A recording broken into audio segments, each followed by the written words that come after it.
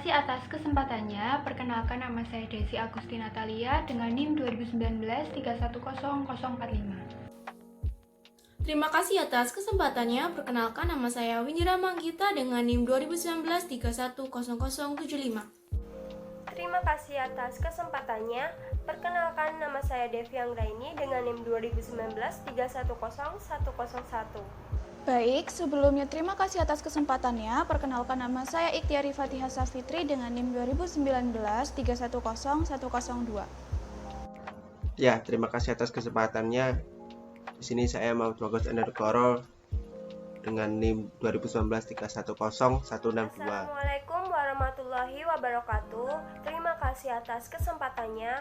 Di sini kelompok kami akan mempresentasikan tentang account payable. Seperti halnya akun G or L, akun vendor terdiri dari dua area, yaitu yang pertama akun vendor ditentukan untuk semua kode perusahaan di tingkat klien. Data umum seperti nama dan alamat vendor disimpan di sini. Yang kedua, posting tidak dapat dibuat ke akun untuk kode perusahaan sampai pengaturan khusus kode perusahaan telah dibuat. Pengaturan ini hanya mengacu pada kode perusahaan yang relevan dan mencakup rincian, seperti kondisi pembayaran yang disepakati atau akun rekonsiliasi. Akun vendor dapat dibagi menjadi berbagai grup akun dengan cara yang sama seperti akun G or L, sehingga dapat diatur dan dikelola dengan lebih mudah. Selanjutnya ada menjaga catatan vendor. Menurut perjanjian sewa selalu harus dibayar dengan cek segera dan tanpa potongan tunai. Syarat pembayaran dan cara pembayaran yang bisa digunakan dapat dimasukkan dalam catatan master vendor. Nah, di sini saya akan memberikan presentasi dari rekan saya. Nah, di slide ini saya akan menjelaskan tentang entry memo faktor atau kredit. Nah, Anda dapat dengan mudah membuat dan memposting faktur vendor atau memo kredit menggunakan transaksi satu layar.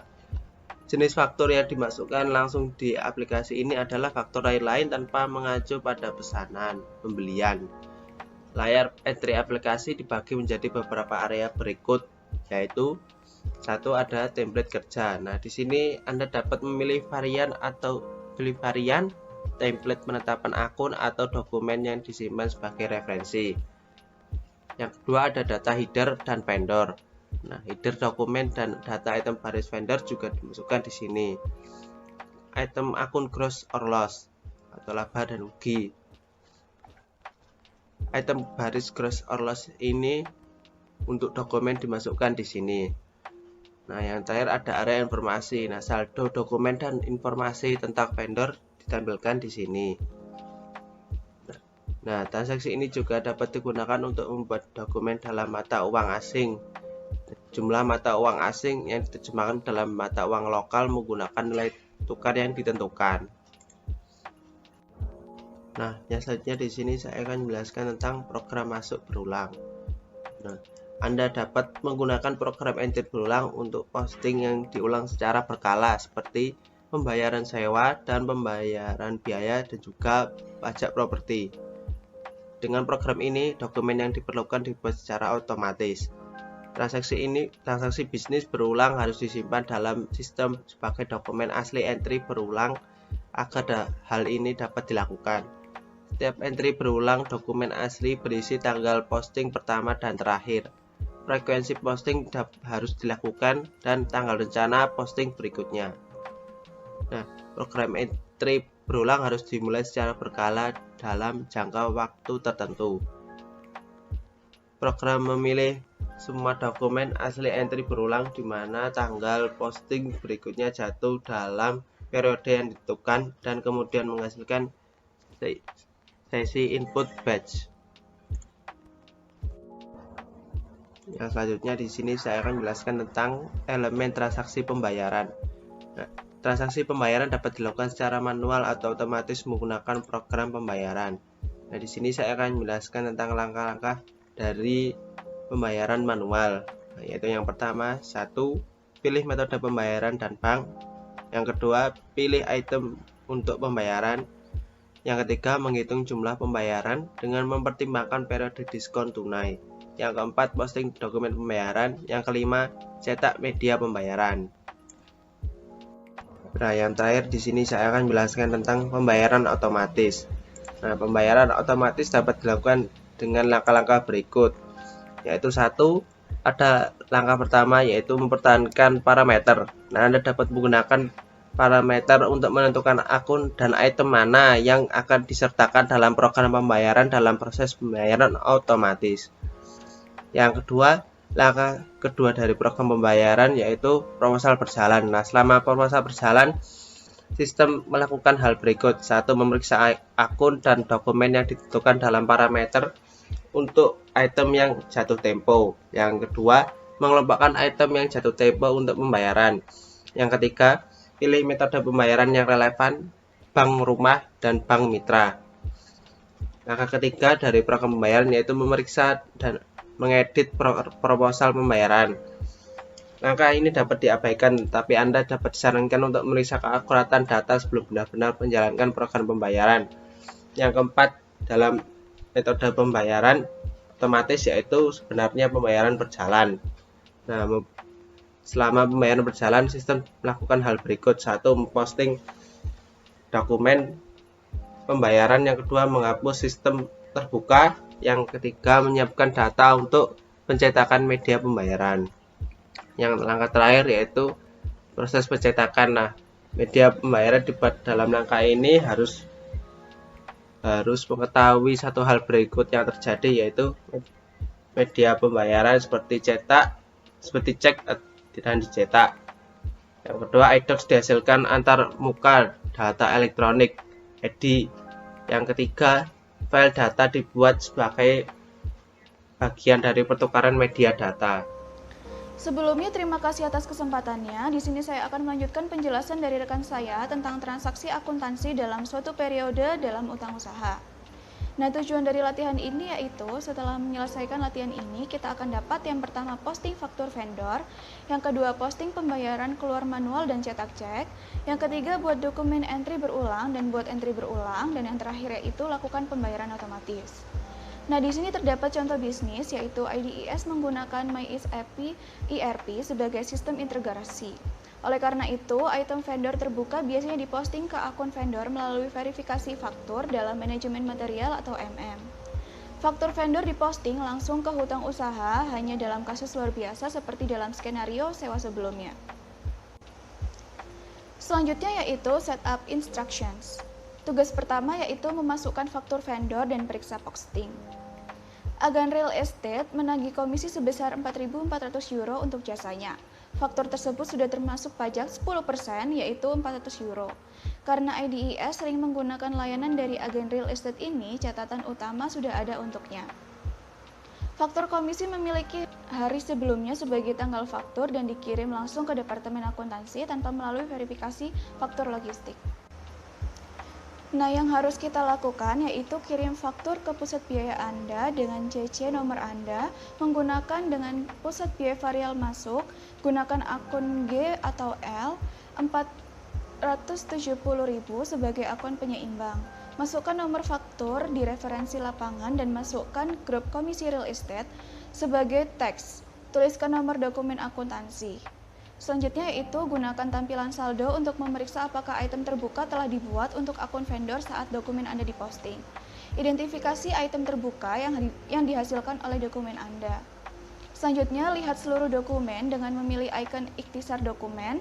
Meskipun Anda hanya memasukkan 2 item atau item vendor dan item pengeluaran, dokumen yang ditampilkan juga berisi item ketiga.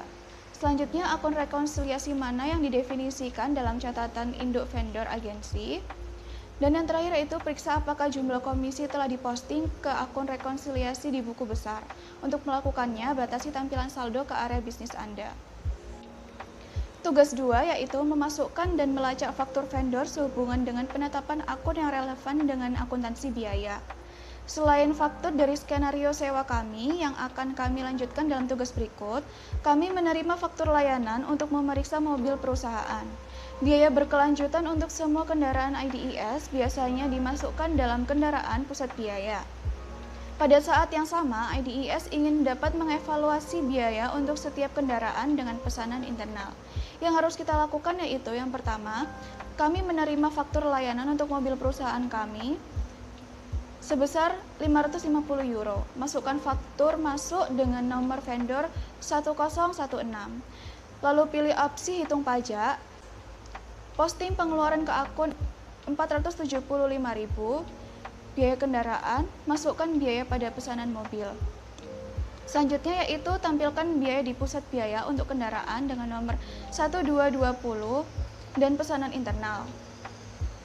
Tugas ketiga yaitu membuat entry berulang. Dalam skenario sewa kami, sewa adalah sebesar 2.000 euro per bulan dan jatuh tempo pada tanggal 1 setiap bulan. Pembayaran sewa harus dimulai bulan depan. Perjanjian sewa memiliki nomor 0815 dan berlaku tepat 1 tahun. Karena karyawan kemudian akan kembali ke negara asalnya, untuk memastikan bahwa posting dan pembayaran item sewa terbuka tidak dilupakan, item terbuka harus dibuat secara otomatis. Yang harus kita lakukan yaitu buat dokumen entry berulang untuk hutang sewa. Dokumen harus tipe dokumen KR, masukkan kontrak 0815 sebagai referensi. Anda telah membuat akun vendor tuan rumah nomor Anda untuk tuan tanah. Menggunakan format edit text, menyewa untuk text item. Entry pengimbang dibuat ke akun 470.000 atau biaya hunian. Debit sewa ke akun ini, karyawan tersebut bekerja untuk pusat biaya CC nomor Anda. Selanjutnya, program entry berulang harus dijalankan sebulan sekali sehingga dokumen aktual dihasilkan dari dokumen entry berulang bulanan. Selanjutnya, mulai program entry berulang. Lalu, program entry berulang menghasilkan sesi input batch yang harus diproses sehingga dokumen yang sebenarnya diposting. Dan yang terakhir, periksa apakah sesi input batch telah menghasilkan item terbuka untuk hutang sewa. Tugas 4 yaitu memposting pembayaran keluar manual dengan pencetakan cek agen real estate. Agen nomor Anda membutuhkan uang segera dan meminta Departemen Akuntansi untuk melakukan pembayaran dengan cepat. Yang harus kita lakukan yaitu ubah bahasa di vendor master record ke bahasa negara Anda, lalu memposting pembayaran keluar manual dengan pencetakan cek secara bersamaan. Pembayaran dilakukan melalui Bank Rumah 1000, memasuki LP01 sebagai pencetak, minta sistem menghitung jumlah pembayaran. Lalu catat nomor dokumen pembayaran dan periksa apakah pembayaran keluar telah menghapus item terbuka asli dan tuliskan berapa banyak diskon tunai yang dihitung dan diposting. Tugas 5 yaitu membuat pembayaran otomatis. IDIS meminta Departemen A atau P menjalankan program pembayaran seminggu sekali. Sewa dibayar secara otomatis oleh program pembayaran di awal bulan berikutnya, bersama dengan semua item vendor terbuka lainnya. Yang harus kita lakukan yaitu buat proses pembayaran Anda sendiri, masukkan hari pertama bulan berikutnya sebagai tanggal pelaksanaan dan area bisnis Anda sebagai tanda pengenal. Lalu pertahankan parameter pembayaran berjalan sehingga pembayaran berjalan memilih semua dokumen yang telah dimasukkan hingga awal bulan depan untuk akun pemilih Anda. Dalam kode perusahaan 1000, setiap pembayaran dalam proses ini harus dilakukan oleh cek atau metode pembayaran S dan diposting pada tanggal 1 bulan depan. Anda harus memasukkan tanggal posting dari proses pembayaran berikutnya sehingga sistem dapat memutuskan apakah pembayaran harus dilakukan dalam proses pembayaran ini, atau apakah bisa menunggu sampai pembayaran bulan berikutnya berjalan. Proses pembayaran berikutnya adalah seminggu setelah tanggal posting. Terus perbarui status hingga muncul pesan yang memberitahukan bahwa proposal pembayaran telah dibuat. Minta sistem menampilkan proposal pembayaran di layar. Anda perlu menentukan varian untuk program cetak sebelum media pembayaran dan catatan saran pembayaran dapat dicetak. Setelah proposal pembayaran diperiksa dan diterima sebagai benar, proses pembayaran yang sebenarnya dimulai, yang memposting pembayaran, dengan memilih varian untuk program cetak sebelumnya. Kami juga dapat mencetak cek pada langkah ini. Buka pengontrol keluaran untuk melihat cek yang dibuat secara otomatis. Periksa apakah proses pembayaran otomatis telah menghapus item terbuka asli. Telusuri dari saldo akun vendor ke dokumen pembayaran, kemudian lihat dokumen pembayaran lengkap dengan menggunakan ikhtisar dokumen icon. Dan selanjutnya tugas yang terakhir yaitu tugas 6, menampilkan laporan analisis tanggal jatuh tempo. Untuk mendapatkan ikhtisar item terbuka yang jatuh tempo di masa mendatang, Anda dapat menampilkan laporan penelusuran untuk analisis tanggal jatuh tempo. Lakukan laporan ini untuk kode perusahaan 1000. Sekian penjelasan dari saya, selanjutnya akan dilanjutkan oleh rekan saya. Terima kasih. Terima kasih atas kesempatannya. Di sini saya akan melanjutkan pembahasan materi dari rekan saya. Selanjutnya adalah integrasi dengan manajemen material.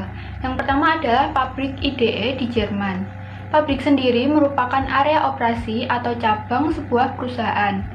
Pabrik dapat berupa gudang pengiriman dari pusat, kantor penjualan regional, fasilitas manufaktur, kantor pusat perusahaan, atau pabrik pemeliharaan. Masing-masing pabrik ditugaskan dalam satu kode perusahaan. Namun, satu atau lebih pabrik dapat ditugaskan ke kode perusahaan yang sama. Beberapa pabrik yang termasuk dalam kode perusahaan IDES 1000 di Jerman adalah yang pertama ada Hamburg, yang kedua ada Berlin dengan kode 1100, yang ketiga ada Dresden dengan kode 1200, yang keempat ada Frankfurt dengan kode 1300, dan yang terakhir ada Stuttgart dengan kode 1400. Semua transaksi yang relevan dengan kode perusahaan dari pabrik-pabrik ini akan diposting dalam kode perusahaan 1000, karena pabrik-pabrik ini ditugaskan ke kode perusahaan 1000. Selanjutnya adalah struktur organisasi pembelian. Yang pertama ada pembelian seluruh grup perusahaan. Sebuah organisasi pembelian bertanggung jawab atas aktivitas pembelian kode perusahaan yang berbeda. Dalam hal ini, kita tidak menetapkan kode perusahaan ke organisasi pembelian, tetapi menentukan kode perusahaan yang bersangkutan untuk setiap transaksi pembelian. Kita dapat menetapkan pabrik dari kode perusahaan yang berbeda ke organisasi pembelian. Yang kedua adalah pembelian khusus perusahaan. Sebuah organisasi pembelian bertanggung jawab atas aktivitas pembelian hanya dari satu kode perusahaan. Dalam hal ini, kita dapat menetapkan kode perusahaan ke organisasi pembelian. Organisasi pembelian hanya dapat melakukan pengadaan untuk kode perusahaan tersebut. Kita hanya menetapkan plan kode perusahaan yang bersangkutan ke organisasi pembelian. Selanjutnya yang ketiga adalah pembelian khusus plan. Sebuah organisasi pembelian bertanggung jawab atas aktivitas pembelian satu pabrik. Dalam hal ini, kita menetapkan pabrik dan kode perusahaan pabrik ke organisasi pembelian. Organisasi pembelian hanya dapat melakukan pengadaan untuk pabrik tersebut. Selanjutnya adalah pembelian IDE di Jerman. Pembelian untuk plan diselesaikan oleh organisasi pembelian. Organisasi pembelian merupakan elemen organisasi yang menegosiasikan kondisi pembelian dengan vendor untuk satu atau lebih pabrik. Setiap negara tempat pabrik IDES beroperasi memiliki satu organisasi pembelian. Contohnya adalah di Jerman. Misalnya, organisasi pembelian 1000 menangani pembelian untuk semua pabrik di Jerman, yaitu Hamburg, Berlin, Dresden, Frankfurt, dan Stuttgart.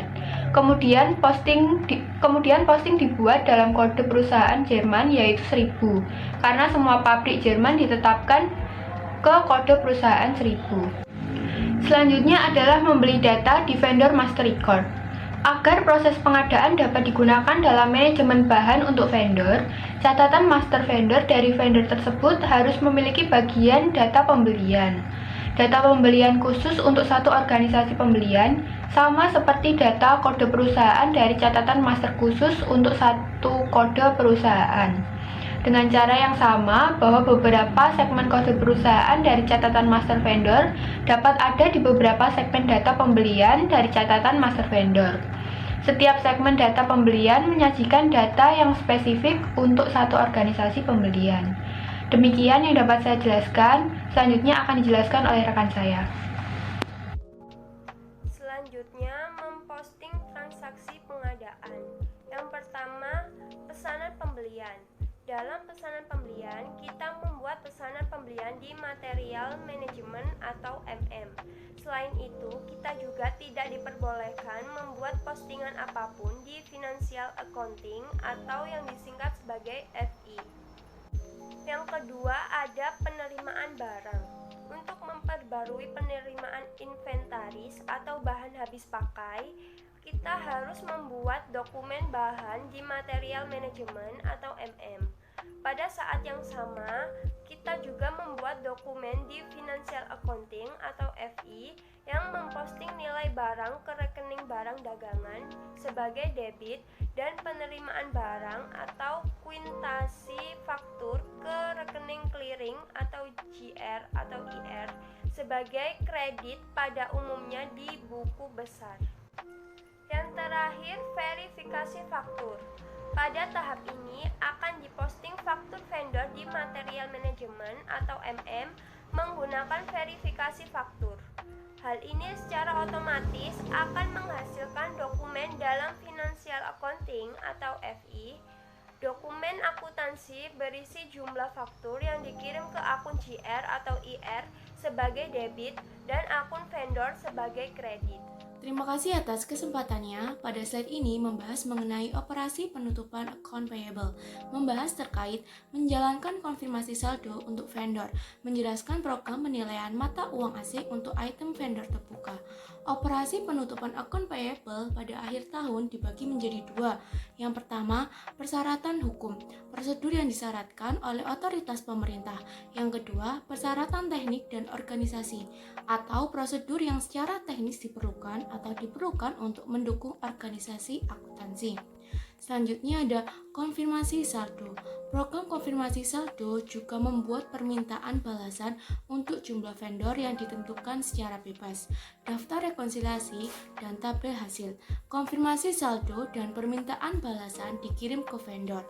Daftar digunakan sebagai ukuran kontrol. Untuk IDES, pengendalian ini dilakukan oleh Departemen Audit Internal. Vendor memeriksa informasi saldo yang mereka terima dan mengirim balasan mereka ke Departemen Audit Pusat Kontrol yang membandingkan balasan dengan daftar rekonsiliasi dan memasukkan hasil ke tabel hasil. Selanjutnya, valuasi mata uang asing. Penilaian mata uang asing diperlukan jika akun vendor berisi item terbuka dalam mata uang asing. Jumlah item terbuka ini diterjemahkan ke dalam mata uang lokal pada saat dimasukkan menggunakan nilai tukar yang berlaku pada tanggal posting. Nilai tukar mungkin berbeda pada saat penutupan, dan item yang terbuka perlu dinilai kembali. Sebuah program menilai item terbuka menggunakan nilai tukar baru dan memasukkan perbedaan penilaian dalam item baris yang dinilai. Dengan membuat posting penilaian debit, beban dari penilaian mata uang asing, kredit, akun penyelesaian neraca, debit, akun penyelesaian neraca, kredit, pendapatan dari penilaian mata uang asing.